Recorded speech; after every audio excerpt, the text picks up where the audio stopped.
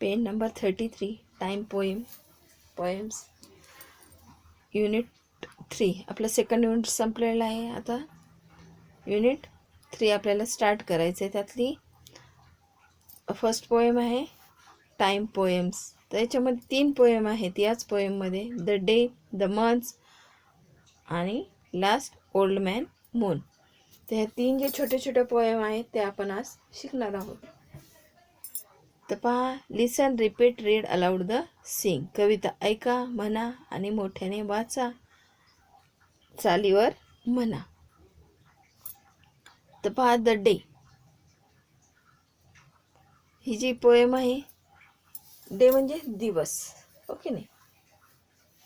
तर मी वाचते, तुम्ही लक्ष देऊन ऐकायचं आहे आणि अर्थही समजून घ्यायचा आहे. 12 good hours in every day, time for work and time for play. म्हणजे प्रत्येक दिवसामध्ये 12 तास असतात, हो की नाही. Time for work and time for play म्हणजे ते 12 तास कशासाठी असतात? कामासाठी आणि खेळण्यासाठी. वर्क आणि प्ले, कामासाठी आणि खेळण्यासाठी हे 12 तास असतात.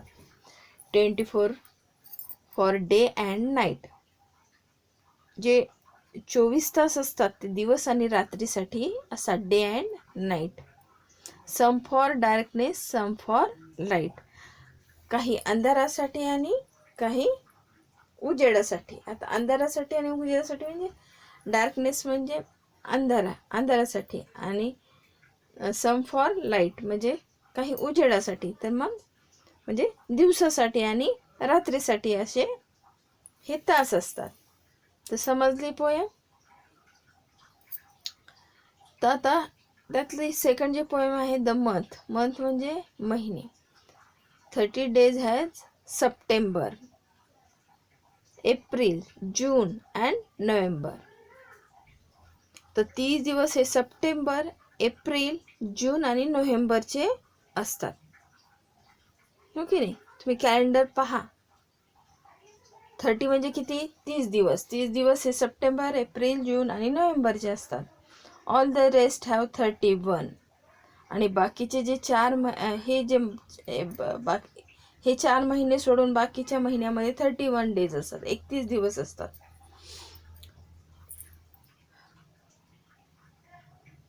एक्सेप्ट फेब्रुवारी अलोन म्हणजे फक्त फेब्रुवारी सोडून. फेब्रुवारीमध्ये किती दिवस असतात माहिती आहे का तुम्हाला? पहा आता. That has 28 days clear. Except February alone, that has 28 days clear and 29 in each leap year. तर फेब्रुवारी महिन्यामध्ये 28 दिवस असतात, 28 days असतात, अँड 29 इच लीप इयर. तुम्हाला लीप इयर हे 4 वर्षानंतर येतं. आता ते कसं येतं ते तुम्हाला पुढे चालून जॉग्रफीमध्ये शिकवलं जाईल, हो की नाही. 4 वर्षानंतर लीप इयर कसं काय येतं, म्हणजे 29 दिवसाचा महिना कसं काय राहतो फेब्रुवारी, तर ते तुम्हाला त्याच्यामध्ये शिकायला मिळेल. तुम्ही अजून ध्यानात. तर 4 वर्षानंतर हे जे लीप इयर येतं त्याच्यामध्ये 29 days हे फेब्रुवारी महिन्याचे असतात. आता पुढची जी पोएम आहे old man moon. The moon is very very old, the reason why is clear, he gets a birthday one a month instead of once a year. म्हणजे काय? चंद्र हा खूप खूप जुना आहे, ओल्ड आहे, म्हातारा आहे की नाही. चंद्र हा खूप खूप जुना आहे. The reason why is clear, he gates birthday one a month. म्हणजे काय? कारण काय? कारण स्पष्ट आहे. तर त्याचा बर्थडे हा कधी येतो? महिन्यातनं दर महिन्याला येतो, वर्षाला नाही. आपला कधी येतो? वर्षाला येतो, की नाही. आपण आपला बर्थडे वर्षाला एकदा साजरा करतो का दर महिन्याला करतो? नाही ना, वर्षातून एकदा करतो. पण हा जो मून आहे त्याचा बर्थडे हा दर महिन्याला येतो. म्हणजे दर महिन्याला म्हणजे कधी येतो सांगा बरं? पौर्णिमेला हा चंद्र पूर्ण दिसतो की नाही. तुमच्या आई पप्पांना विचारा पौर्णिमा कधी आहे, की मग कॅलेंडर वाचा आणि पौर्णिमेच्या दिवशी तुम्ही चंद्र पहा कसा पूर्ण गोल दिसतो. म्हणजे त्या दिवशी त्याचा बर्थडे असतो आणि दर महिन्याला पौर्णिमा येते, म्हणून हा चंद्राचा बर्थडे हा दर महिन्याला असतो आणि तो खूप खूप जुना आहे की नाही. आपण म्हणतो चांदमामा, प्रत्येकजण चांदमामा म्हणतो, म्हणजे तुमची आई मामाच म्हणते, आईची आई मामा म्हणते, ओके नाही, म्हणजे तो खूप खूप जुना आहे, सर्वांचा मामा आहे तो. ओके, लक्षात आले. तर पोएम समजली आहे, ठीक आहे.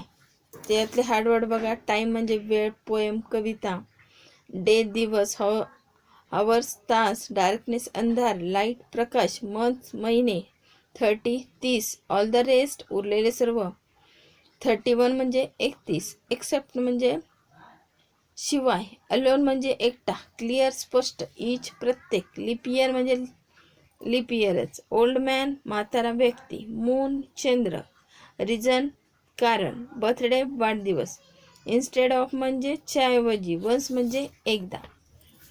तर ही पोएम तुम्ही चालीवर सुद्धा छान प्रकारे म्हणू शकता. हार्डवर्ड लक्षात आलेत तर पोएममधले हार्डवर्ड पण लिहायचे आणि पोएम पण लिहायचे, चित्रासहित लिहिली तर खूप छान.